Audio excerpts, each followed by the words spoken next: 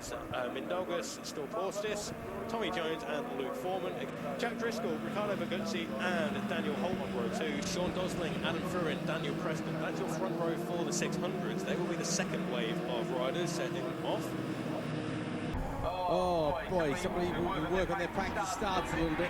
I don't think it's going to be a big delay before we get the 600s underway. And sure enough, 600s are given the still watch the lights from the second row there. Oh, a bit of a jump from somebody there. That'll be 10 seconds out into their race time. They then hamper it by making a completely disastrous start there. So, yep, they're definitely rookies on this group, my friend. Yeah, 100%. But they're making their way around Haddock Hill Bend now. So rookie thousands make their way in towards Graham Hill Bend. But like we said earlier on, new names, new faces, numbers and lights and colours. So we'll get to grips with it shortly. But it's certainly Suzuki leading the way. It says it very nicely on the side of the bike there. So it could well be number 105 of Tommy Jones potentially there. But we'll get confirmation they do come around to complete the first lap. But yeah, let's have a look at what's happening on in the 600s. They're already in towards Surtees as we speak. As the thousands get the power down and come across the line to complete the first lap of 7. So it looks like a breakaway 2 here. And in fact, it's Luke Foreman, my apologies, number 145, Luke Foreman ahead of Tommy Jones. There's Jack Driscoll ahead of the 397. He's made up 3 positions there. Kevin Clinkscales, Holt, Margucci, Gray. Arlindo Pastana, I think, was the man who made that poor start, but he made up he dropped 2 positions, but made up 1 throughout the course of that lap.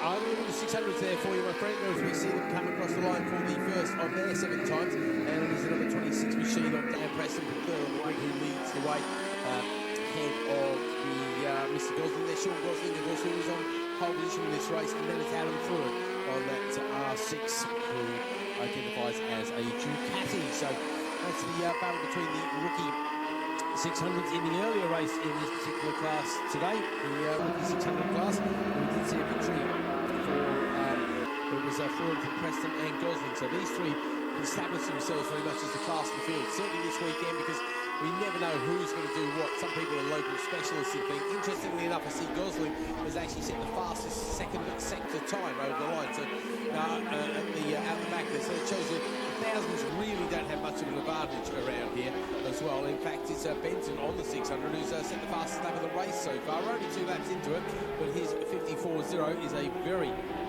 decent time. And bear in mind, in the earlier race, now I don't remember, yeah, there he is, Matt Bentley. He finished 4th in the earlier race, so he didn't actually get onto the podium, so he's trying to make that up. And 54, of course, we did go a couple of seconds quicker, but we didn't have a sun trying to burn the eyeballs out and the back straights as well. That's got to affect lap times. As Jones in the lead with 1,000, now 61st, his first second time. Everybody else, though, is going green. They're getting quicker and quicker as they go on. It's Jones over the line there with the 52.998. So the thousands have got the top speed back. Some of the circuits we go to, Brandon, there's only fractions of a second between the 600s and the thousands, isn't there? Yeah, you're absolutely right. I mean, places such as like Cadbury, the thousands, certainly in the first half of the track, they'll have the advantage, but through the twisty bits, then the 600s really come into their own. So it evens out nicely over the course of a lap. Yeah, I'm really surprised we don't actually let them all go together at the end of the day, because some people who are racing these thousands might be regretting their career choices, shall we say, because all of a sudden you're chewing up tyres at a great run of knots, and unfortunately, just to go a little bit slower than those guys in front of you doesn't make sense, really, does it? No, definitely not. But there you are. Those shadows are getting a little bit long. They are getting very long, aren't they? Yeah, even followed me. I thought someone was going one. I thought he rolled down on the exit. Oh, okay. There's just a shadow there. Yep, no, you're right. He's followed his shadow into the scenery there, unfortunately. And he got distracted by the shadow. So, no, you're right. I thought exactly the same thing when he looked at Graham Hill there. So we'll wait to see who doesn't trip the timing beam at the first of the checkpoints there. He's like a 31 machine of Jordan Gray. Yeah, he's actually the number 28 machine of Russell. Now there he goes. He's tripped the timing beam. Because this is the other problem we're getting now. Of course, as the fastest 600s get in the mix, they are actually falling this little bit as to who's doing what. Certainly Preston is still leading the way in the 600s ahead of Gosling, and Benson has now moved up into 3rd place ahead of Fruin there. So he wants to repeat his earlier win. He'd get a bit of a hurry up on because he's a second and a half away. Now we've seen the fastest second second time go to a 600 as well. So Benson should be the man to beat here. His best lap is 53.752. Was against a 52.998. Actually, if they'd started all together and win on lap times, he'd be in that third place at this stage. So that sort of shows the pace he is. His former move passed on the Driscoll there for the podium position.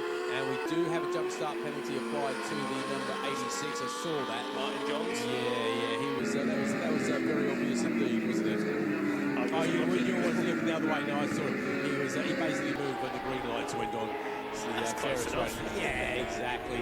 Yeah, what's a few seconds between friends and ends up. If you're going to jump and start that badly, you might as well keep going with it and make the most of it. Hope you only get a 10-second penalty. Yeah. So the key is jump in 10 seconds. Yeah. 10 seconds before that. Yeah, exactly. The 10-second penalty incident is an arbitrary figure, actually. The clerk of the course can impose any penalty they like. I do remember a couple of years ago we had a clerk of the course imposing 5-second penalties, which, in fairness, is a more reasonable kind of penalty.